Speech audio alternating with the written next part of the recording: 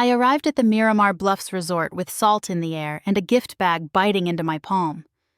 Through the glass doors, I could see the room I'd paid to turn into a postcard. White linens, candlelight, a ribbon of ocean beyond the windows. Laughter floated over the string quartet, warming up, soft, civilized, like nothing in my family ever was behind closed doors. I spotted my parents near the floral arch, posed for photos as if they'd earned every petal. Mom's pearls flashed when she turned. Dad's smile held until it landed on me. They didn't hug me. They didn't blink like I belonged right then. "What are you doing here?" my mother asked, voice clipped. "You're not welcome." The words didn't echo. They sank straight through me, heavy as wet sand. Around us, conversations thinned. Guests tilting their heads the way people do when they smell smoke. Behind them stood my sister, Tessa. Perfect hair, perfect dress, perfect little tilt of her mouth. She looked like she'd rehearsed my humiliation in front of a ring light. I felt my face try to fold. I wouldn't give her that. I set the gift bag down and let a small, polite smile bloom where my heartbreak wanted to show. "Understood," I whispered. My father's jaw tightened, as if my calm was an insult. Then the front doors opened, letting in a gust of wind and a woman I hadn't seen in years. Nora Vance stepped inside, eyes steady, a slim folder under her arm like a weapon she knew how to aim. Tessa's smirk vanished. The room went quiet, as if the whole place had just inhaled. Nora didn't glance at the ocean or the flowers. She looked straight at me, like she'd come to finish a sentence I'd been afraid to say. "Mara Caldwell?" she asked, calm. I nodded. My mother's smile went brittle. Tessa snapped back into performance mode. "Who let you in?" she said, loud enough for nearby guests. "This is private." Nora lifted the folder. "So is stealing." The words sucked the air out of the room. My father stepped forward with that familiar, pleading softness. "Not tonight," he murmured, as if the calendar could erase a crime.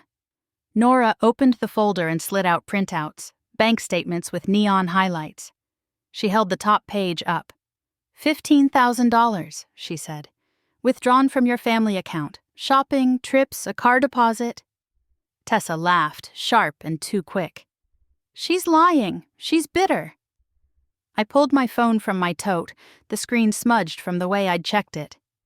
"She isn't," I said. My voice didn't shake. "I saw the history, and you," I looked at my parents, "got transaction alerts." My mother's eyes flicked away, caught in the lie. "This is a family matter," she hissed, gripping my arm. Her nails dug in. "Stop. You're embarrassing us." "You decided I wasn't family a minute ago," I said, and eased free. Around us, guests leaned closer, whispering. The quartet faltered mid-bar.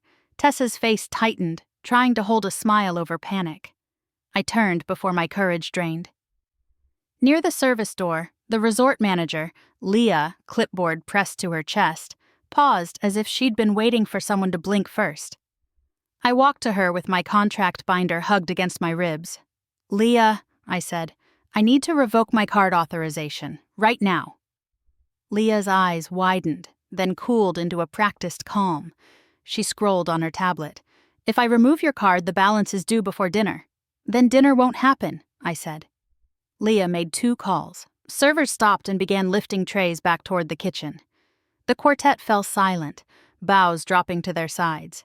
Guests noticed at once, whispers swelling, phones rising. My mother rushed over, pearls shaking. "Fix this," she snapped. "You're ruining our anniversary." "No," I said, lifting Nora's folder.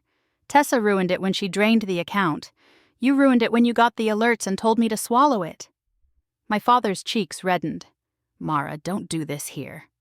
"Where then?" I asked, voice carrying. "In my inbox? In private so you can deny it later?" Tessa pushed through the circle of stairs, mascara starting to fracture.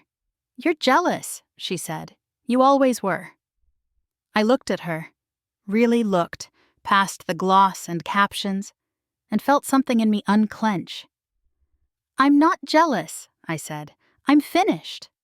Nora slid a highlighted statement onto the gift table like a verdict. Someone gasped. My parents went stiff, trapped between their guests and their choices. I walked out with my contract binder under one arm, the folder under the other. At the doorway, I paused, not for drama, just closure. "Happy anniversary," I told them. "Spend the night with the daughter you protected." Outside, the wind tasted clean. On Monday, I closed the shared account, froze every link, and booked therapy. They kept calling, I let the calls die out, and the quiet that followed felt like a new life beginning.